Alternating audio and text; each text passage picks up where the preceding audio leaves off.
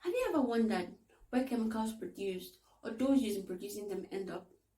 But some of you may say wastewater treatment plants. Well, I agree with you.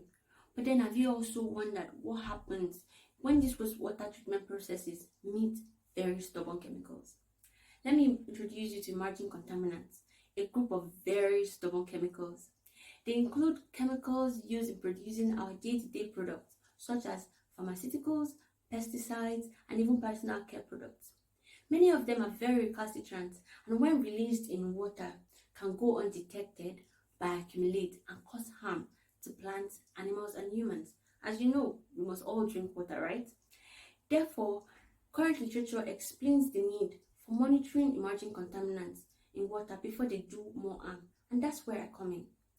My name is Omotola Folorunsho, and my project seeks to address the problem of monitoring emerging contaminants in water. It would interest you to know that there are thousands of emerging contaminants occurring at low concentration in water. It will also interest you to know that these low concentrations do not mean low toxicity in water. Also, current existing methods and tools are not enough to identify a vast number of these emerging contaminants in water.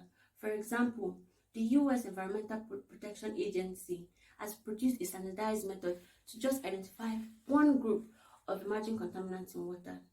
Therefore, the novelty in my research is that it seeks to develop and optimize a very sensitive method to identify different classes of emerging contaminants in water with the use of high-resolution mass spectrometry and liquid chromatography.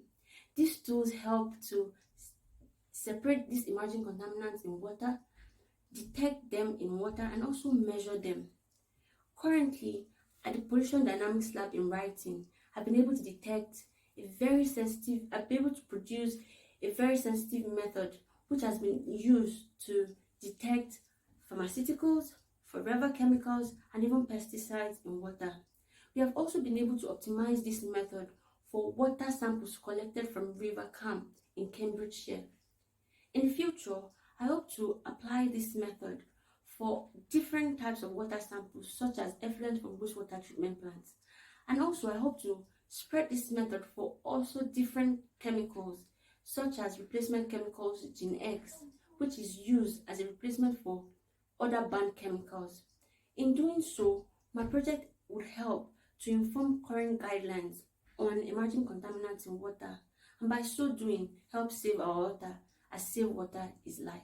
Thank you.